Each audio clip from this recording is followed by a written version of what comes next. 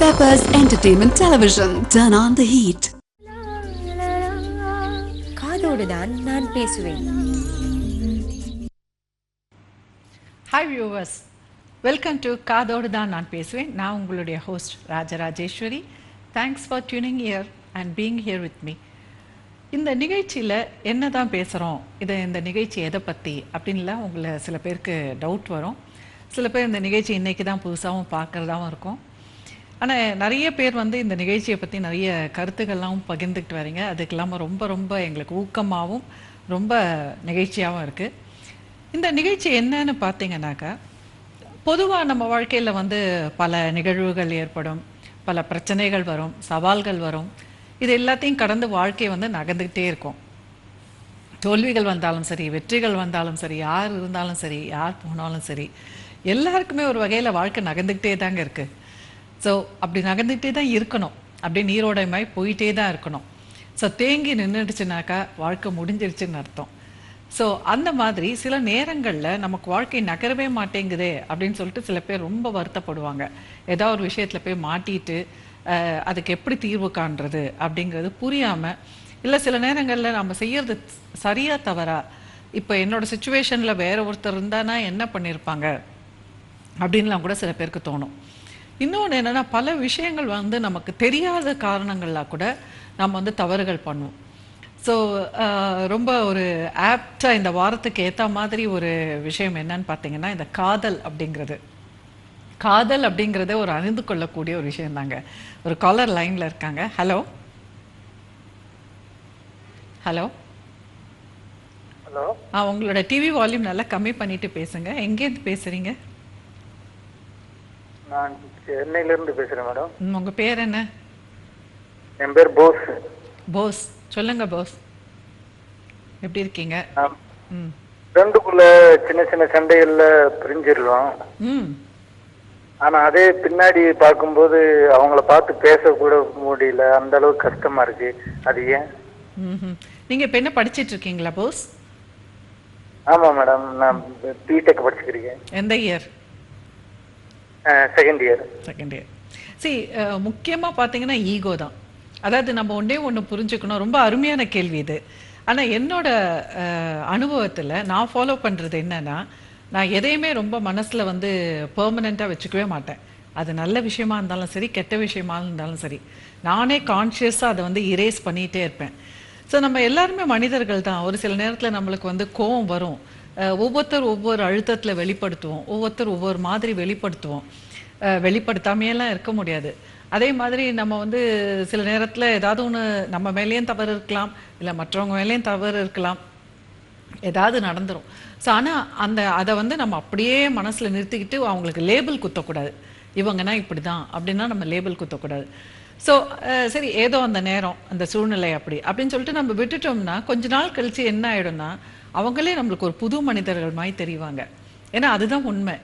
ஒரு நிரந்தர எதிரிகளும் கிடையாது, நிரந்தர நட்புகளும் கிடையாது. எல்லாமே அந்த ஒரு கால நேரத்துக்கு தகுந்தா போல் நம்ம பிஹேவ் பண்ணுறது தான்.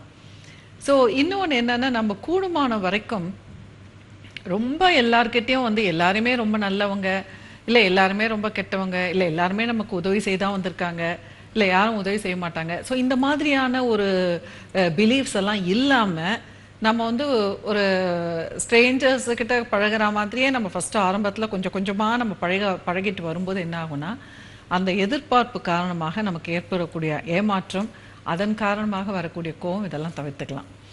ஸோ எப்பவுமே நம்ம ரொம்ப நெருக்கமாக இருக்கவங்ககிட்ட தான் நம்ம ரொம்ப கோபத்தையே வெளிக்காட்டுவோம். அது ஏன்னா நம்ம ஒரு நமக்குள்ள ஒரு உரிமை வந்துடுது இல்லையா? உறவு என்று ஒன்று இருந்தால் உரிமை என்று ஒன்று இருக்கும் அப்படின்னு பாட்டிலேயே பாடியிருக்கார் இல்லையா கவிஞர்?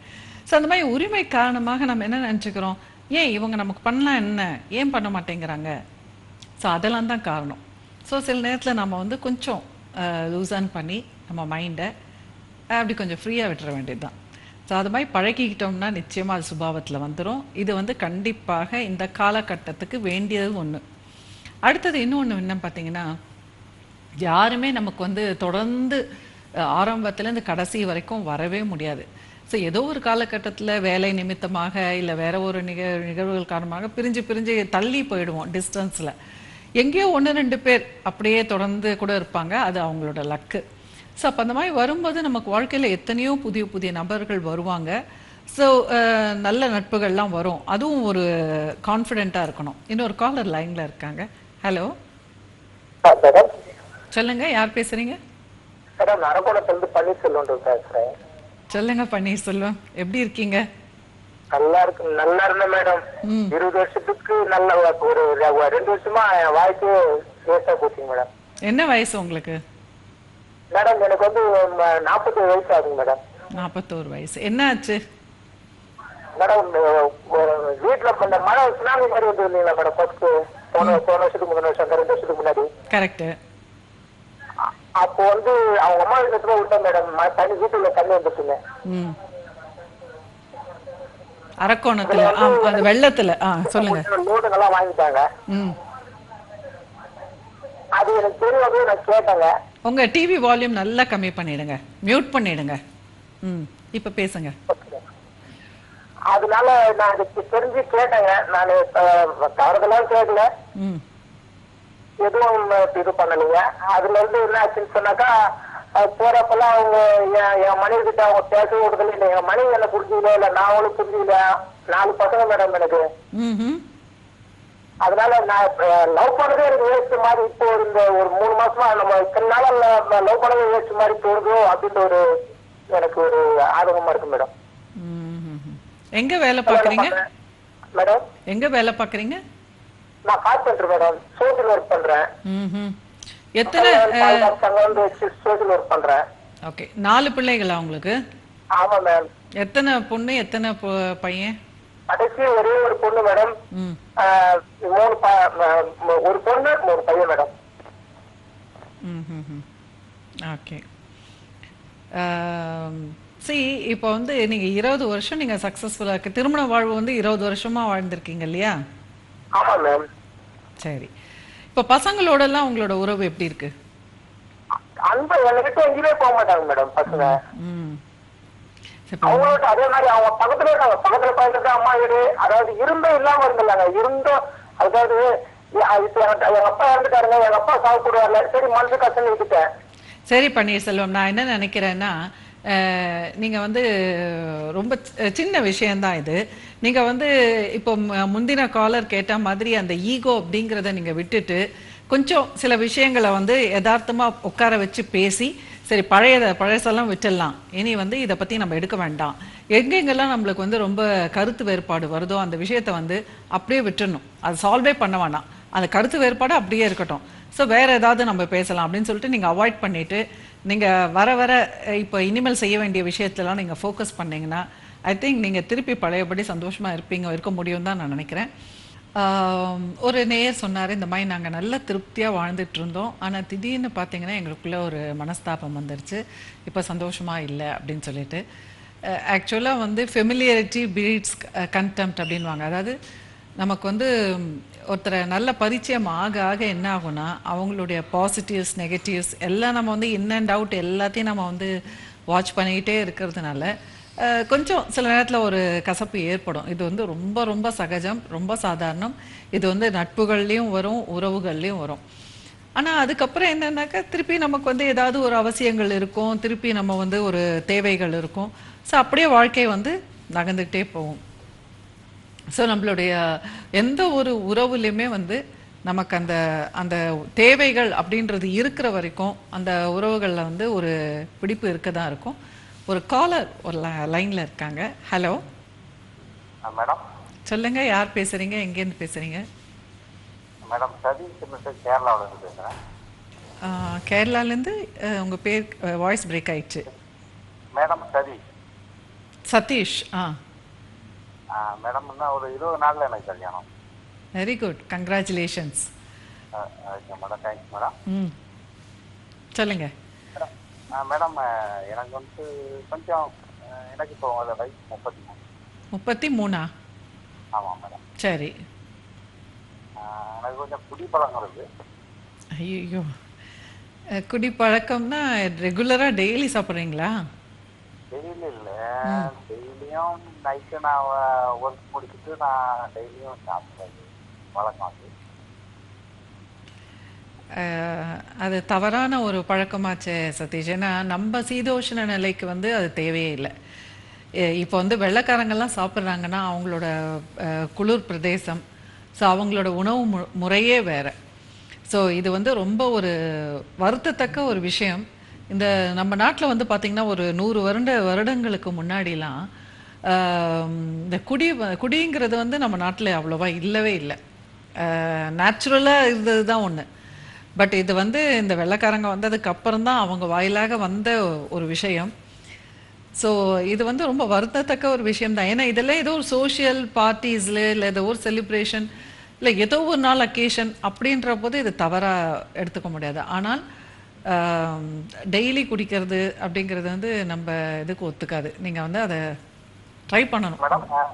Okay madam. அண்ணன் அல்ல, நான் என்னோட வேலை என்னோட ஒர்க்கு விஷயமா வந்துட்டு நான் இதெல்லாம் வந்துட்டு குடிக்கிற மாரி அது மாரி ஆயிடுது. நான் இது இதெல்லாம் பழக்கமாயிடுது. இப்போ என்ன வேலை பார்க்குறீங்க நீங்கள் மேடம்? இப்போ நான் வந்துட்டு ஒரு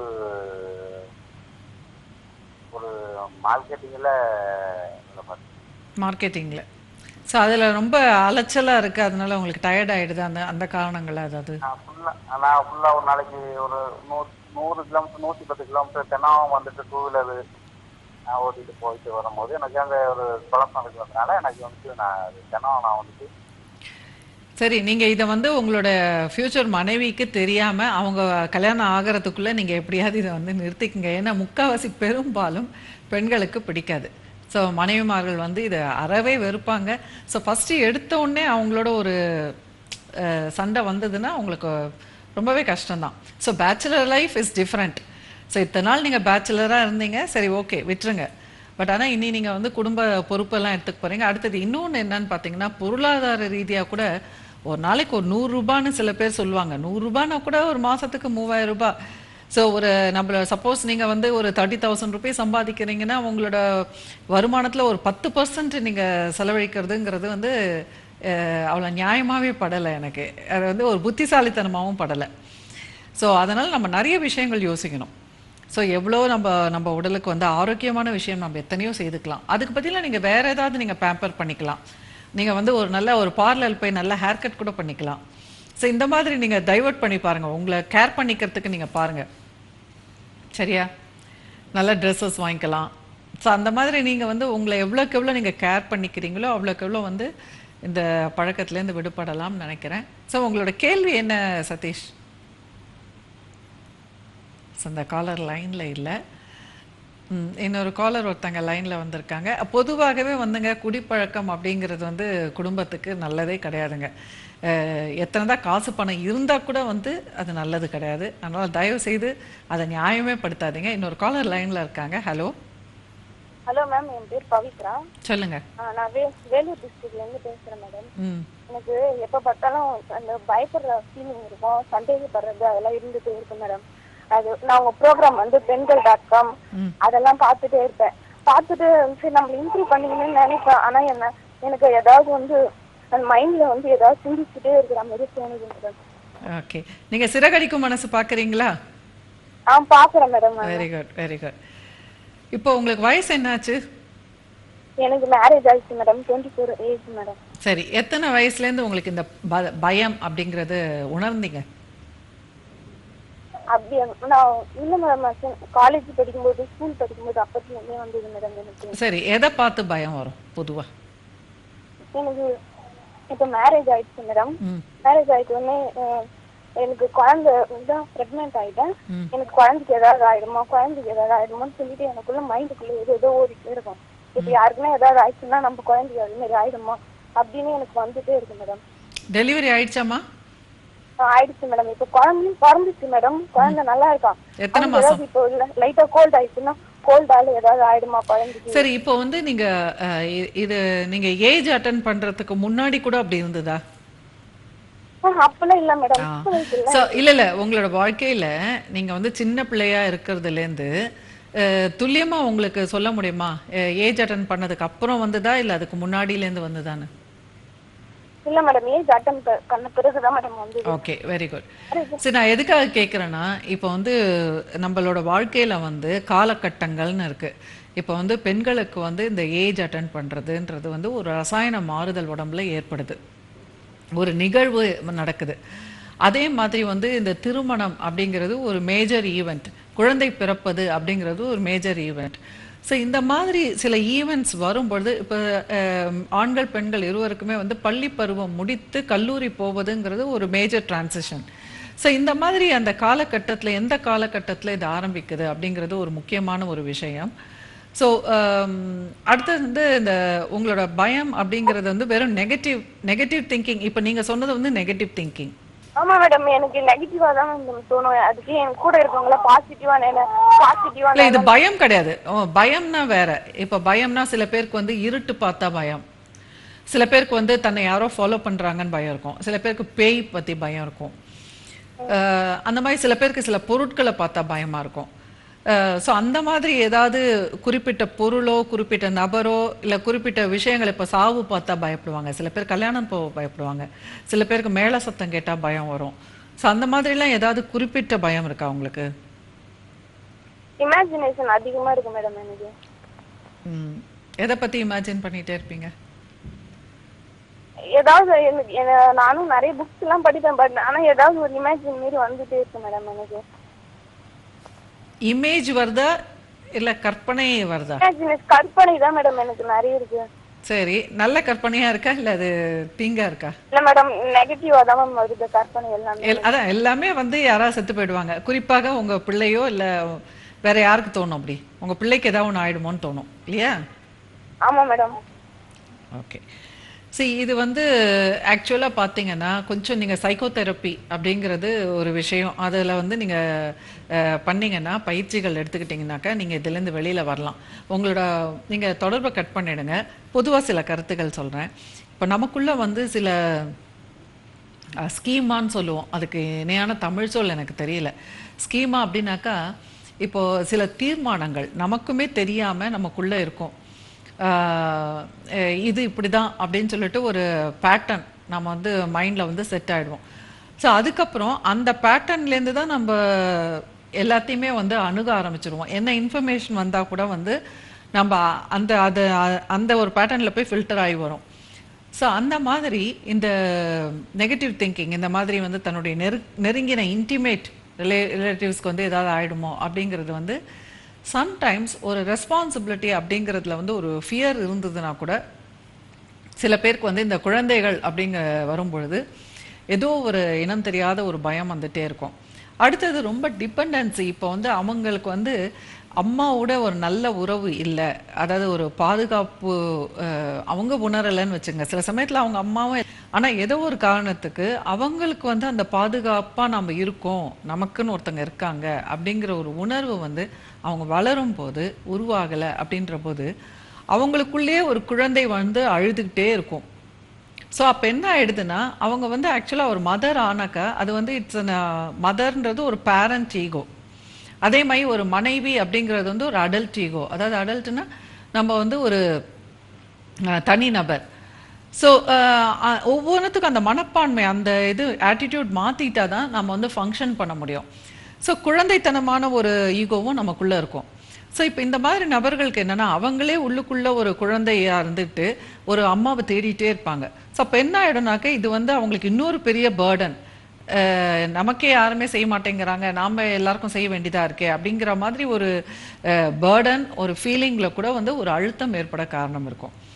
ஸோ இதுக்கு தீர்வு என்ன அப்படின்னு பார்த்தீங்கன்னா, அவங்களுக்குள்ளே இருக்கக்கூடிய அந்த குழந்தைக்கு வெளியில் அம்மாவை தேடாமல் நாம்ளே வந்து நம்மளை மதராக பண்ணிக்கணும். நாம்ளே வந்து எந்த அளவுக்கு அவங்கள உள்ளுக்குள்ளே அழற குழந்தைய சமாதானம் பண்ணணும் அப்படின்னு கற்றுக்கணும். ஸோ அதுதான் அந்த சைக்கோ தெரப்பியில் சொல்லி கொடுப்பாங்க. சரி, நீங்கள் வந்து தொடர்ந்து இந்த நிகழ்ச்சியெல்லாம் பார்த்துட்டே இருங்க. நான் நிறைய கருத்துக்கள் பகிர்ந்துக்கிட்டு தான் வரேன். ஸோ அதில் உங்களுக்கு இன்னும் நிறைய பயனுள்ளதாக இருக்கும். ஸோ நெகட்டிவ் திங்கிங் அப்படிங்கிறது வந்து நம்மளோட வாழ்க்கை அனுபவம் காரணமாக நமக்குள்ளே ஏற்பட்ட ஒரு விளைவு அப்படின்னாக்கா, உங்களுக்கு வந்து நான் 2 புக்ஸ் நான் ரெக்கமெண்ட் பண்ணுறேன். அதாவது ஜான் கிரே அப்படின்னு ஒரு உளவியலாளர் வந்து ரொம்ப அழகான அருமையான ஒரு புத்தகம் செல்ஃப் மேட்டர்ஸ் அப்படின்னு எழுதியிருக்காரு.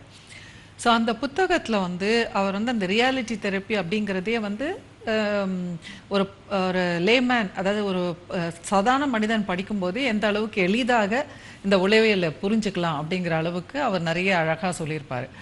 அதையெல்லாம் படிங்க. அது வந்து உங்களுக்கு ஏதாவது புரியலன்னா நீங்கள் நிச்சயமாக எனக்கு ஃபோன் பண்ணி கேட்கலாம். அதே மாதிரி லூயி ஹே அப்படிங்கிற ரொம்ப அழகாக ஒரு புத்தகம் எழுதியிருக்காங்க, you can heel your self அப்படின்னு.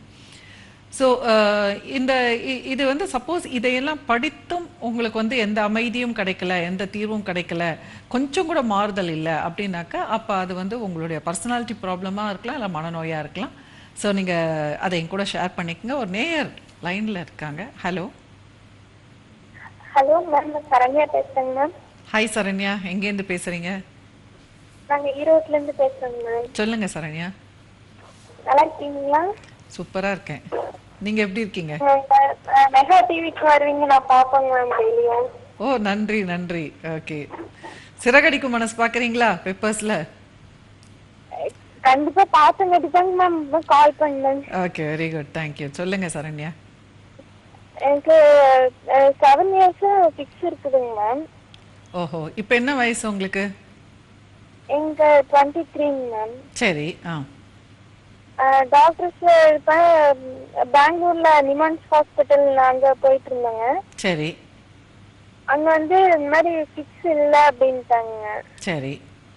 அப்புறம் ஈரோட்ல சுதா ஹாஸ்பிட்டல் அங்கேயும் போய் பார்த்தோம். அவங்களும் இருந்தாங்க, மனநோய் தான் உங்களுக்கு இருக்கு, அதனால தான் இது வருது அப்படின்னு சொல்றாங்க மேம். சரி, இப்போ உங்களுக்கு வந்து அந்த யோகா மெடிடேஷன்லாம் பண்ண சொல்றாங்க மேம். அதான் என்ன பண்றதுன்னு தெரியல. ஓகே, இப்போ உங்களுக்கு நிச்சயமாக மருத்துவர் வந்து அந்த இஜி எல்லாம் எடுத்துட்டு தான் உங்களுக்கு சொல்லியிருப்பாங்க இல்லையா? உங்களுக்கு மூளையில செயல்பாடுல எந்த பிரச்சனையும் இல்லைன்னு சொல்லியிருக்காங்க இல்லையா?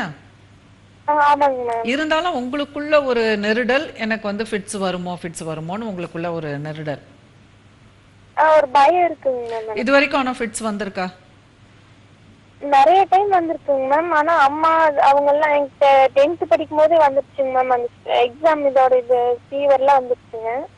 இல்ல உங்களுக்கு ஃபிட்ஸ் வந்துட்டு அந்த நீங்க மயக்கம் அடிச்சு விழுந்திருக்கீங்களா அந்த மாதிரி? ஆமாங்க மேம், மயக்கம் அடிச்சு விழுந்து எனக்கு அந்த 1 மணி நேரம் எனக்கு ஒண்ணுமே ஞாபகம் இருக்க மாட்டேங்குதுங்க மேம். எந்த வயதுல இருந்து உங்களுக்கு இது மாதிரி நடந்திருக்கு? என்னங்க? உங்களுக்கு இப்ப 23 வயசுன்னு சொன்னீங்க இல்லையா? உங்களுக்கு எத்தனை வயசுல இருந்து இந்த மாதிரி ஆயிருக்கு? எனக்கு 16 இயர்ஸ்ல இருந்து இருக்குங்க மேம். சரி சரி, ஓகே. அப்பனா நீங்க 10வது படிக்கும் போது உங்களுக்கு ஆரம்பிச்சதா? ஆமாங்க மேம், அந்த எக்ஸாம் நாளைக்குமே இன்னைக்கு ஃபிக்ஸ் அந்த மாதிரி வந்துருச்சுங்க. அதான் ஃபர்ஸ்ட் டைம் மேம். சரி சரி. அப்ப வந்து ஹாஸ்டல்ல படிக்கும்போது என்னை நம்பலிங்க மேம், இதெல்லாம் சின்ன வயசுல இருந்தே இருக்கும், இவங்க நடிக்கிறாங்க அப்படின்னு சொல்லி ஹாஸ்பிட்டல்ல கூட்டிட்டு போகலீங்க என்னைய. அப்புறம் அம்மாவும் அது மாதிரி அவங்க சொல்றதெல்லாம் நம்பிட்டு அம்மாவும் கூட்டிட்டு போகலீங்க.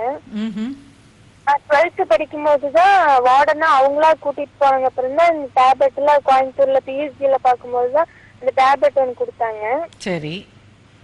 இப்ப வந்து வால்பிரன் க்ரோனோ 300 கொடுத்துருக்காங்க மேம். இது சாப்பிட்றோட நீங்க மெடிடேஷன் போனீங்கன்னா 100 டேஸ்ல உங்களுக்கு ஒன்றும் வராது அப்படின்ட்டு இருக்காங்க மேம்.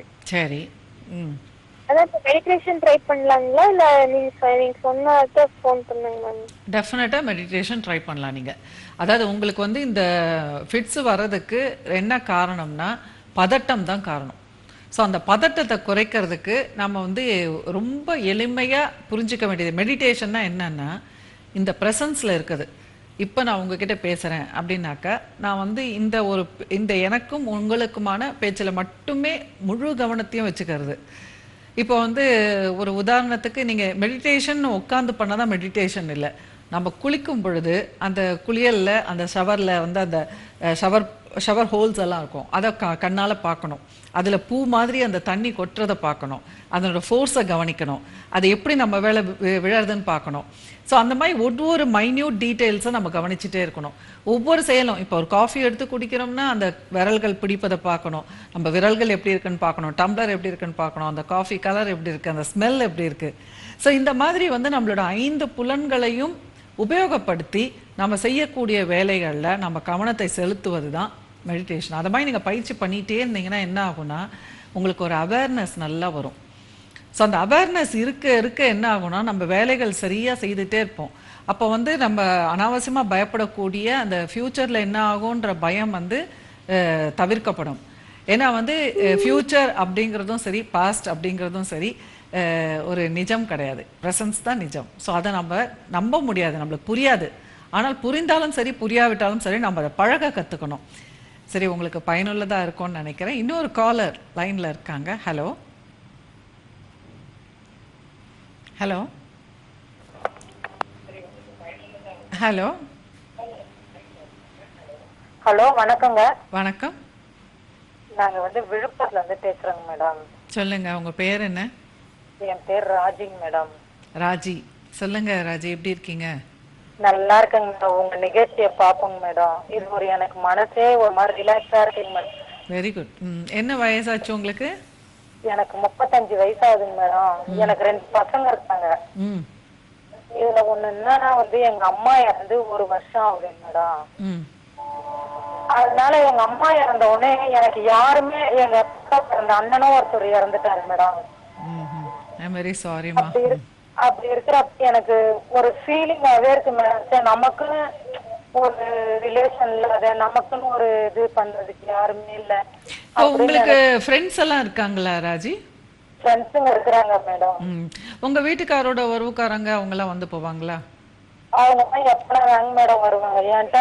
இந்த இது ஒரு காரணமா காட்டி நம்ம கிட்ட நம்மளுக்கு யாரும் அப்படி இல்ல அப்படின்னு நினைச்சுக்கிட்டு இருப்பாங்க மேடம். அதுதான் நம்ம. உங்களுக்கு ஒரே ஒரு அண்ணன் மட்டும்தானா? ஆமாங்க, அக்காங்க எல்லாம் இருக்காங்க, 2 அக்காங்க. அவங்க எல்லாம் பேசுவாங்களா? பேசுவாங்க மேடம். சோ இப்போ உங்களுக்கு எப்படி யாரும் இல்லையோ அதே மாதிரி தானே உங்க சிஸ்டர்ஸ்க்கும் யாரும் இல்ல? ஆமாங்க மேடம். எப்போவாவது உங்க சிஸ்டர்ஸ் அப்படி ஃபீல் பண்ணிருக்காங்களா லோன்லியா? அவங்களாம் அப்படி எனக்கு தாங்க மேடம் ஒரு மாதிரி ஒரு இதா நம்ம எல்லாருக்கும் எல்லா ரிலேஷன் இருக்கிறப்ப அப்படி ஃபீலிங் வருங்க மேடம்.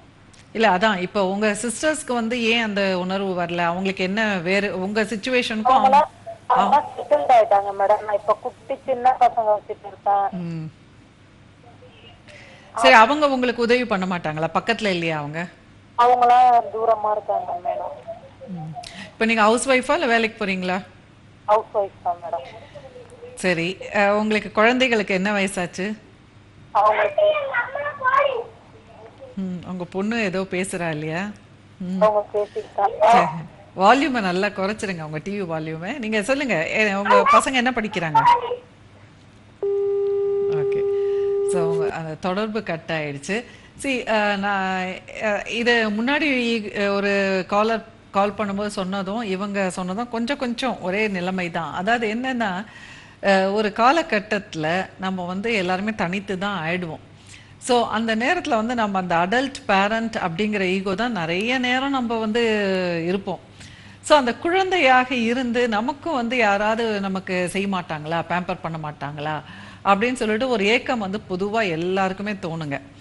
ஆனால் வந்து சில பேருக்கு வந்து அது பூர்த்தி செய்யப்படும். சில பேருக்கு பாருங்கள், லீவுனா அம்மா வீட்டுக்கு போயிடுவாங்க. அம்மா வீட்டுக்கு போயிட்டு எல்லாத்தையும் தூக்கி போயிட்டு ஜாலியாக ரெஃப்ரெஷ் பண்ணிட்டு வருவாங்க.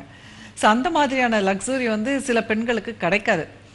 ஸோ இப்போ இது மாதிரி இருக்கும்போது நம்ம என்ன பண்ணணும், நாம்ளே தான் நம்மளை வந்து கவனிச்சுக்கணும். ஸோ நம்ம எந்தெந்த விதத்தில் நம்மளை வந்து ஒரு தாய் கவனிப்பது போல் நான் வந்து எப்படி என்னை கவனித்துக்க முடியும் அப்படிங்கிறத நம்ம யோசிக்கணும். ஸோ நமக்குன்னு ஒரு ஃப்ரீ டைம் எடுத்துக்கிட்டு அந்த ஃப்ரீ டைமில் வந்து நம்ம இஷ்டப்படி நம்ம வந்து டைமை செலவு பண்ணிவிட்டு ஹாப்பியாக இருந்துட்டு இந்த மாதிரி சின்ன சின்ன சந்தோஷங்கள் என்னென்னலாம் தேட முடியும் அப்படின்னு பார்க்கணும். அடுத்தது ஒரு நல்ல ஒரு மகிழ்ச்சியான ஒரு குழந்தையாக இருப்பது எப்படி? ஏன்னா குழந்தைகள் வந்து எல்லாத்தையுமே வியப்பாக பார்ப்பாங்க. ஸோ அந்த மாதிரி இருக்க ஒரு வியூவர் வந்து கேட்டுட்டு இருந்தாங்க, இந்த மாதிரி எனக்கு ரொம்ப வந்து லோன்லியாக இருக்குது, எனக்குன்னு யாருமே இல்லைன்னு ஒரு ஃபீலிங் இருக்குது அப்படின்ட்டு.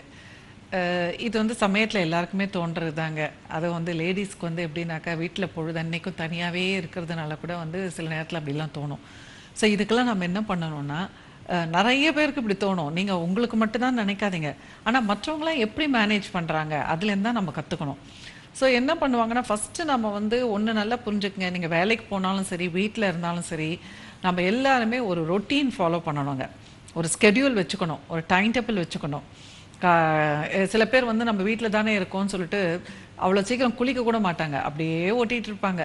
அப்புறம் ஒரு டைம் கட்டாயமாக குளிக்கணும்ன்ட்டு போய் குளிப்பாங்க. ஸோ அதை மாதிரி ஒவ்வொரு நாளைக்கு ஒவ்வொரு டைம் குளிப்பாங்க. ஸோ ஒவ்வொரு நாளைக்கு ஒவ்வொரு டைம் சாப்பிடுவாங்க. ஸோ இந்த மாதிரிலாம் இருக்கவே கூடாது. ஸோ நம்ம வந்து ரொட்டீன் ஃபாலோ பண்ணோம்னாலே பாதி பிரச்சனைகள் நம்மளுக்கு தீர்ந்துடும். ஸோ என்ன மேடம் ரொட்டீன், நான் வீட்டிலே தானே இருக்கேன் அப்படின்னா அப்படி கிடையாது. ரொட்டீன் ஃபாலோ பண்ணாதான் நமக்கு வந்து நிறைய என்னென்ன செய்ய முடியுன்ற ஒரு வாய்ப்பு, ஒரு நமக்கு மூளைக்கு வந்து ஒரு பிரெயின் ஸ்டாமிங் மாதிரி நிறைய நமக்கு க்ரியேட்டிவாக திங்க் பண்ண முடியும். எத்தனையோ புத்தகங்கள் இருக்குது, எத்தனையோ நிகழ்ச்சிகள் இருக்குது. ஸோ எவ்வளோ வந்து எக்ஸசைஸ் பண்ணலாம், மெடிடேஷன் பண்ணலாம், ஸோ தூங்க கூட தூங்கலாம். ஸோ அந்த மாதிரி நிறைய விஷயங்கள் இருக்குது, புதுசு புதுசாக செய்ய கற்றுக்கலாம். ஸோ இதுக்கெல்லாம் நம்ம நேரம் ஒதுக்குனா தான் அந்த கற்றல் அப்படிங்கிறது இருந்துகிட்டே இருக்கிற வரைக்கும் அந்த லோன்லினஸ் இருக்காது. இன்னொரு நேயர் லைனில் இருக்காங்க. ஹலோ ஹலோ, யார் பேசுறீங்க? சொல்லுங்க, யார் பேசுறீங்க? மதுரையில இருந்து அமுதா பேசுறேன் மேடம். சொல்லுங்க அமுதா. மேடம், எங்க வீட்டுக்காரர் வந்து மிலிட்டரியில இருக்காங்க. ம். அவங்க வந்து ரொம்ப குடிப்பாரு, சந்தேகப்பட்டு ரொம்ப பேசுறாரு, ரொம்ப அடிப்பாரு, தொல்லை பண்றாரு. மிலிட்டரியில் இருக்காருன்னா அவர் வரும்போது அந்த மாதிரி பிஹேவ் பண்ணுவாரா இல்லை உங்க கூட தான் இருக்காரா? இப்ப தனியா தான் இருக்காரு, போயிட்டாரு. இல்ல, அவர் முக்கவாசி அங்க கேம்ப்ல தானே இருப்பாரு. எங்க வேலை பாக்குறாரு? வந்து குஜராத்ல அகமதாபாத்ல மேடம். சரி, அப்ப வந்து அவருக்கு லீவு கிடைக்கும் போது தானே உங்க வீட்டுக்கு வருவாரு. நீங்க உங்க பிள்ளைங்க தனியா இருக்கீங்களா? முதல்ல அவங்க கூட இருந்தா மேடம், அப்பயும் இது பண்ணாரு, ரொம்ப தொல்லை பண்ணாரு, குடிப்பாரு, சந்தேகப்பட்டு பேசுவாரு, வெளியில போக விட மாட்டாரு, வீட்டுக்குள்ளே தான் இருப்பேன். இப்போ உங்களுக்கு எத்தனை பசங்க? பசங்க யார்கிட்ட இருக்காங்க? இப்ப அம்மா வீட்டுல இருக்கேன், சண்டை வந்துருச்சு. பிள்ளைங்க மாமியா இருக்காங்க, வீட்டுக்காரு எல்லாம் பிள்ளைங்க அங்க இருக்குங்க. எத்தனை பிள்ளைங்க உங்களுக்கு? 2 பிள்ளைங்க மேடம். பொண்ணு ஒண்ணு. சரி, அந்த 2 பிள்ளைகளுமே இப்ப உங்க மாமியார் கையில தான் இருக்காங்களா? ஆமா மேடம். இப்ப நீங்க குடி வச்சுக்கிட்டாரு, பிள்ளைங்க விட மாட்டேன்னு. சரி, இப்ப நீங்க மட்டும் தான் தனியா இருக்கீங்களா? எங்க இருக்கீங்க? யார் கூட இருக்கீங்க நீங்க? அம்மா கூட இருக்கேன் மேடம். இல்ல, யார் கூட இருக்கீங்க? உங்க அம்மா கூட இருக்கீங்களா? ஆமா மேடம். எத்தனை வருஷமா இப்படி இருக்கீங்க? இது ஒரு 4 வருஷமா இப்ப ரொம்ப குடி ஓவர் ஆயிடுச்சு, சந்தேகம் ஓவர் ஆயிடுச்சு மேடம். மனநல மருத்துவம் சைக்காலஜிக்கு எல்லாம் காமிச்சோம் மேடம். மாத்திரை சாப்பிட சொன்னாங்க, சாப்பிட மாட்டேன்ட்டாரு. அதனால ரொம்ப பிரச்சனை கொடுக்கறாரு, ரொம்ப தொல்லை கொடுக்கறாரு. நீங்க என்ன படிச்சிருக்கீங்க? நீங்க என்ன படிச்சிருக்கீங்க? அசிங்கமா பேசுறாரு. அதனால நிம்மதி இருக்க முடியல, வாழ முடியல மேடம். நீங்க என்ன படிச்சிருக்கீங்கம்மா? நான் lab technician madam. Lab technician madam. Polytechnic. Lab technician. அப்போ லேப் டெக்னீஷியன்னா நீங்க வேலைக்கு போலாம், ஆனா அவர் வேலைக்கு போக விட மாட்டேங்கிறாரா? ஆமா மேடம், அங்கேயும் ஒரு தொல்லை கொடுத்து இன்னும் இது பண்ண மாட்டேன். நீங்க திருமணத்துக்கு முன்னாடி வேலை பார்த்துட்டு இருந்தீங்களாமா? வேலை பார்த்தேன் மேடம், கல்யாணத்துக்கு அப்புறம் வேலை நின்றுட்டேன் மேடம். சரி, இப்போ உங்க கூட பிறந்தவங்க எல்லாம் எத்தனை பேர்? அவங்க எல்லாம் என்ன சொல்றாங்க? தம்பி தனியா இருந்து பாரு, பிள்ளைகளை படிக்க வை அப்படின்னு சொல்றாங்க. சரி, அத நீங்க உங்களுக்கு எப்படி தோணுது அந்த ஐடியா? நல்லாதான் இருக்கு. கொஞ்சம் அவரை நினைச்ச பயமா இருக்கு. இடையில வந்து வேலை பார்க்கறதுக்கு சொல்ல கொடுப்பாரு, பயமா இருக்கு மேடம். ஒரு வகையில பயமாவும் இருக்கு, ஒரு வகையில தைரியமாவும் இருக்கு. மாமியாரும் சப்போர்ட் பண்றாங்க. ஆனா மாமியார் உங்களை சப்போர்ட் பண்றாங்களா? சப்போர்ட் பண்றாங்க. சரி, இப்போ வந்து அவர் வந்து கேம்ப்ல இருந்து வர நேரத்துல நீங்க வந்து உங்க வீட்டுல யாரையாவது கூப்பிட்டு வச்சுக்க முடியுமா?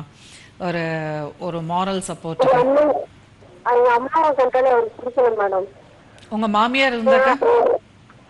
மாமியார் கூட தான் இவ்வளவு நாள் இருந்தேன். நீங்க பேச நான் பாத்துக்கிறேன் அவனை இருந்தாங்க. அதனால நான் பிள்ளைங்களுக்கு தைரியமா வந்துட்டேன் மேடம். சரி, இப்போ இதுக்கு வந்து 2 தீர்வு தாம்மா. ஒன்று வந்து நீங்க வந்து ஒரு மனநல மருத்துவரை போய் பார்த்து நீங்க வந்து இதெல்லாம் நீங்க நிறைய நிகழ்வுகள்லாம் நீங்க அவங்களோட ஷேர் பண்ணிக்கணும்.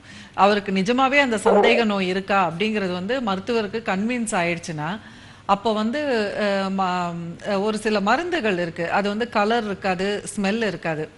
ஸோ இந்த மாதிரி பேரனாய்ட் ஃபீலிங் இருக்கிறவங்களுக்கு ரொம்ப அதிகமாயிட்டு அவங்களுக்கு ஆபத்தோ இல்லை மற்றவங்களுக்கு ஆபத்தோ அப்படின்றது வரும்பொழுது ஒரு இன்டர்வென்ஷன் பண்ணணுன்ற நெசசிட்டி வரும்போது மருத்துவர்கள் தீர்மானம் பண்ணாங்கன்னா அவங்க அதை உங்களுக்கு கொடுப்பாங்க. அது வந்து நீங்க வந்து சாப்பாடுல கலந்து கொடுத்தீங்கன்னா அவங்களுக்கு தெரியாது.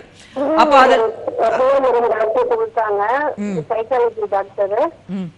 ஒலிசிஜன் டேப்லெட் மேடம். இல்ல அதான் டேப்லெட்லாம் இல்ல. இது வந்து நீங்க அந்த இப்ப அவர் வந்து டாக்டர்கிட்ட பார்க்க வரமாட்டேங்கிறாரு இல்லையா? டாக்டர்கிட்ட பார்க்க வரமாட்டாங்க. இந்த மாதிரி பேரனாய்ட் ஃபீலிங் இருக்கிறவங்க ஒத்துழைக்க மாட்டாங்க, வரமாட்டாங்க, மாத்திரைகளை சாப்பிட மாட்டாங்க, ரொம்ப தொல்லை பண்ணுவாங்க. அதனால சில சமயம் வந்து நீங்க பேஷண்ட்ஸை கூட்டிட்டு போகணும்னு கூட கிடையாது. சரிங்களா? நீங்க போய் மருத்துவரை போய் பார்த்து அவங்க கிட்ட டீட்டெயில்டா சொல்லணும். சொன்ன உடனே மருத்துவர் வந்து முடிவு பண்ணுவாங்க. சப்போஸ் அவங்களுக்கு வந்து இந்த மாதிரி இவங்க இந்த கணவருக்கு வந்து இது இருக்கலாம், இந்த பேஷண்ட்க்கு வந்து இந்த நோய் இருக்கலாம்ன்றது அவங்களுக்கு உறுதி ஆயிடுச்சுன்னா, அப்போ அந்த பேஷண்ட்ஸ்க்கு வந்து கொஞ்சம் ஃபர்ஸ்ட் ஒரு நிதானம் வர்றதுக்காக, அந்த ஒரு அக்ரெஷன் குறைக்கிறதுக்காக, அந்த ஒரு சந்தேகம்லாம் போவதற்காக ஒரு மருந்து இருக்கு. அந்த மருந்து வந்து சாப்பாட்டில் கலந்து கொடுத்தா தெரியாது. அந்த மாதிரி ஒரு சில மருந்துகள் இருக்கு. ஸோ அது தேவைப்படும் போது கொடுப்பாங்க. அதுக்கப்புறம் அவங்க வந்து நீங்கள் சொல்கிற பேச்சு கேட்பாங்க. கொஞ்சம் நிதானத்துக்கு வந்துட்டு அப்போ நீங்கள் மருத்துவர் கையில் கூட்டிகிட்டு போனீங்கன்னா அப்போ அவங்க நம்ம சொல்கிறத கேட்கக்கூடிய ஒரு மனநிலை வரும் அவங்களுக்கு. ஸோ அதுக்கு வந்து நீங்கள் மருத்துவர் தான் போய் பார்க்கணும். நீங்கள் உளவியலாளர்லாம் பார்க்கக்கூடாது, கவுன்சிலிங் போகக்கூடாது, கோவிலில் போய் வேப்பில் அடிக்க இதெல்லாம் எதுவுமே வேணாம். நீங்கள் ஒரு மருத்துவரை போய் பாருங்கள். உங்களுக்கு வந்து அவர் வரும் பொழுது அவருக்கு வர கண்மூடித்தனமான ஒரு கோபம் வருது இல்லையா, அந்த அக்ரெஷன், அதை குறைக்கிறதுக்கு என்ன தீர்வுங்கிறது கிடைக்கும். இந்த நிகழ்ச்சி முடிஞ்சவுடனே கால் பண்ணி கேளுங்க, நான் இன்னும் கொஞ்சம் உங்களுக்கு. ஸோ நேர் கேட்டுன்னு இருந்தாங்க, இந்த மாதிரி என்னோட கணவருக்கு வந்து கண்மூடித்தனமான கோவம் வருது, ரொம்ப சந்தேகப்படுறாங்க, ரொம்ப அடிக்கிறாங்க, ஸோ இவங்க என்ன தீர்வு பண்ணுறது அப்படின்னு சொல்லி. ஸோ இந்த மாதிரி ரொம்ப அக்ரெஷன் ஜாஸ்தியாக இருக்கும்போது நீங்கள் டெஃபினட்டாக வந்து ஒரு மருத்துவரை போய் பாருங்கள், மனநல மருத்துவரை போய் பாருங்கள். ஸோ உங்கள் கூட அந்த பாதிக்கப்பட்ட நபர் வந்தாலும் சரி வராட்டியும் சரி நீங்கள் போயிட்டு எக்ஸ்பிளைன் பண்ணும் பொழுது அவங்க உங்களுக்கு ப்ராப்பராக கைடன்ஸ் பண்ணுவாங்க. ஸோ இந்த சந்தேக நோய் இருப்பவங்களோட வாழ்வது அப்படிங்கிறது வந்து ரொம்ப ரொம்ப ஒரு ஸ்ட்ரெஸ்ஸுங்க, ரொம்ப கஷ்டம். இதை வந்து எத்தனை சொன்னால் கூட அவங்களுக்கு பர்சனலாக தான் பேசுங்க. சரி, ஓகே, கால் பண்ணுங்க. என்ன நம்பருங்கம்மா? உங்களுக்கு இந்த ஸ்க்ரீன் டிஸ்பிளேலே வருங்க என்னுடைய வாட்ஸ்அப் நம்பர் 9789011436. நோட் பண்ணிக்கிறேம்மா. ஒரு நிமிஷம். சரி, வந்து நிறைய நேயர்கள் வந்து நீங்கள் உங்களுடைய கவலைகள் என்ன, உங்களோட பிரச்சனைகள் என்ன அப்படின்னு சொல்கிறீங்க. சில பேர் கருத்து கூட சொல்கிறீங்க. இல்லை, முக்கியமாக வந்து ஒரு நேயர் வந்து எங்கிட்ட ஒரு கருத்தை, மேடம் நீங்கள் தயவு செய்து நீங்கள் இதை பகிர்ந்துக்குங்க. வந்து நிறைய வந்து சில பேர் வந்து என்ன பண்ணுறாங்கன்னா, கடைகளுக்கெல்லாம் போகும்போது அவங்க சொல்கிற ரேட்டை வந்து ஜாஸ்தியாக இருந்தாலும் சரி வாங்கிடுறாங்க. ஆனால் வந்து சிறு வியாபாரிகள் கிட்ட வந்து ரொம்ப வந்து பார்கெயின் பண்ணுறாங்க. ஸோ இந்த மாதிரியான ஆட்டிடியூட்லாம் வந்து எனக்கு ரொம்ப ஒரு கோவத்தை கொடுக்குது. ஏன் இப்படி இருக்காங்க? ஸோ குனிய குட்டுறது, ரொம்ப வறுமையில் இருக்கிறவங்களே இன்னும் வந்து பண்ணுறது, இதெல்லாம் நம்ம நாட்டில் எப்போ தான் மாறப்போகுது அப்படின்னு சொல்லி கேட்டிருந்தாங்க. எனக்கு ரொம்ப நியாயமாக பட்டுது. ஏன்னா நம்ம சமூகத்தில் தான் இதெல்லாம் ரொம்ப ஜாஸ்தி இருக்குது, இந்த மாதிரி இந்த பார்கெயின் அப்படிங்கிறதெல்லாம். ஸோ இதெல்லாம் வந்து நம்ம கொஞ்சம் மாற்றிக்கணும். ஆனால் ஒரு சில நேரத்தில் பார்த்தீங்கன்னாக்கா இந்த பார்கெயின் ஷாப்பில் இன்னொரு விதமான அடாவடியும் நடக்கும். ஸோ சில நேரத்தில் வந்து கம்மியான பொருளை வந்து நம்ம அதிக விலை கொடுத்தும் போயிடுவோம். ஸோ இதுக்கு தீர்வு என்னன்னு பார்த்தீங்கன்னா, எல்லாமே ஃபிக்ஸட் ஷாப்பாக வந்துருச்சுன்னா பிரச்சனையே கிடையாது. ஸோ ஒரு காலர் லைனில் இருக்காங்க. அதுக்கு முன்னாடி ப்ரீவியஸ் காலருக்கு என்னுடைய நம்பர் நான் ஒரு தடவை சொல்கிறேன், 9789011436. காலர் லைனில் இருக்காங்க. ஹலோ. ஹலோ, வணக்கம் மேடம். வணக்கம்மா, சொல்லுங்க, எங்கேருந்து பேசுறீங்க? சேலத்துலேருந்து பேசுகிறேங்க. சொல்லுங்கம்மா. எனக்கு எங்கள் ஹஸ்பண்டுக்கும் கொஞ்சம் ப்ராப்ளம், அது டீட்டெயில்ஸ் கேட்கலான்னு. ஆஹா, உங்களுக்கு என்ன வயசாச்சு? என்ன மாதிரியான பிரச்சனை? எனக்கு 34 ஆகுது மேடம், ஹஸ்பண்டுக்கு 36. சரி, என்ன மாதிரியான ப்ராப்ளம்? என்னுடைய சித்தி பொண்ணு சிஸ்டர் வந்து நான் தான் வச்சு பார்த்துக்கிட்டேன். சரி. தங்கச்சிய அவங்க மேல கொஞ்சம் அஃபேர் ஆகி இருந்தாங்க. அவங்களுக்கு கல்யாணம் ஆகலையா? சின்ன பொண்ணு தான், 17 இயர்ஸ் தான். ஆனா இவங்க 2 பேரும் அஃபேர் ஆயிருந்திருக்கு. நான் அதை ஃபர்ஸ்ட் 1 இயர்க்கு முன்னாடி தட்டி கேட்டுட்டு மன்னிச்சு விட்டுட்டேன். சரி. மறுபடியும் தப்பு பண்ணி இருக்கிறாங்க. அகைன் நான் மன்னிச்சு விட்டேன். இப்ப 3rd டைமும் பண்ணிட்டாங்க. நான் அந்த பொண்ணை வீட்டு விட்டு அனுப்பிட்டேன். இப்ப எங்க ஹஸ்பண்ட் மன்னிப்பு கேட்டு நான் கரெக்டா இருப்பேன், இனிமேல் எதுவுமே இல்லை, அந்த பொண்ணு பத்தி தெரியல அப்படி இப்படின்னு சொல்லிட்டு என்கிட்ட எல்லாம் கேட்டாங்க. பட் எனக்கு இருந்தாலும் இன்னும் எனக்கு நம்பிக்கை வரல அவங்க மேல. நான் நம்புறதா வேண்டாமா, இல்ல அந்த பொண்ணு வந்து மறுபடியும் எங்க லைஃப்குள்ள இன்டர்ஃபியர் ஆவாளா அப்படின்னு ஒரே குழப்பத்திலேயே நான் இருக்கிறேன் மேடம். எனக்கு ஒரு பயம், மறுபடியும் வந்துருவாளோ இல்ல இவங்க அஃபேர் ஆகி மறுபடியும் சேர்த்துருவாங்களா? இப்போ அந்த பொண்ணுக்கு வந்து காலேஜ் படிப்பு எல்லாம் இப்போ ஸ்கூல் தான் படிச்சிட்டு இருக்கா அந்த பொண்ணு. இந்த வருஷத்தோட முடிஞ்சிரும் மேடம். +2. அவளுக்கு அம்மா இல்ல. ஆமா, அம்மா இல்ல, அப்பா தான். அவருக்கு முடியாதவரு. பட் என்னன்னா போய் அனுப்பிட்டேன், எந்த வித கான்டாக்டும் இருக்கக்கூடாதுன்று. இருந்தாலும் எனக்கு ஒரு பயம் இருக்கு. எனக்கு ரொம்ப அன்ஃபார்ச்சுனேட்மா. அது அவ குழந்தை தான். அதை வந்து 18 வயசுக்கு கீழே இருக்கிற பிள்ளைகளுக்கு வந்து இந்த மாதிரி ஒரு பாலியல் ரீதியான துன்புறுத்தல் நடந்தது அப்படிங்கிறது ஒரு அசம்பாவிதம் தான். உங்கள் கணவருக்கு கவுன்சிலிங் தேவைமா? கண்டிப்பாக ஒரு கவுன்சிலிங் கிட்ட கூட்டிகிட்டு போயிட்டு அவருக்கு அவர் செய்த தவறுக்கான குற்ற உணர்வு அவருக்கு வந்ததுன்னா அவர் தெரிஞ்சிருவார். சரி நேயர்களே, பலவிதமான கால்ஸு, நிறைய காலர்ஸ் வந்து நீங்கள் கால் பண்ணீங்க. ஸோ இதை கேட்டுட்டு இருந்த நேயர்களுக்கும் பல விதமான தகவல்கள் யூஸ்ஃபுல்லாக கிடச்சிருக்கும் அப்படின்னு நினைக்கிறேன். இந்த நிகழ்ச்சியை நிறைய பேர் பார்த்து விரும்பி உங்களுடைய கருத்துக்கள், ஒப்பீனியன்ஸ் எல்லாத்தையும் நீங்கள் எங்களோட பகிர்ந்துக்கிறீங்க. அதுக்கெல்லாம் நாங்கள் மனமார்ந்த நன்றி அண்ட் எங்களுடைய நெகிழ்வான ஒரு அன்பையும் நான் வந்து தெரிவித்துக்கிறேன். தொடர்ந்து நிகழ்ச்சியை பாருங்கள். இந்த மாதிரி நல்ல நிகழ்ச்சிகள்லாம் எவ்வளோக்கு எவ்வளோ வியூவர்ஸ் வரவேற்கிறீங்களோ அவ்வளோக்கு எவ்வளோ எங்களுக்கு நல்ல ஒரு இம்ப்ரூவ்மெண்ட்டோட கொடுக்க முடியும். அடுத்த வாரம் இதே நேரம் திரும்பவும் நம்ம சந்திக்கலாம். அதுவரை நல்ல ஹாப்பியாக இருங்க. உங்கள் எல்லாருக்கும் ஹாப்பி வேலண்டைன்ஸ் டே. ஸோ அன்பை மட்டுமே பகிருங்க, அன்பை மட்டுமே உணருங்க என்ற செய்தியோடு விடை பெறுகிறேன்.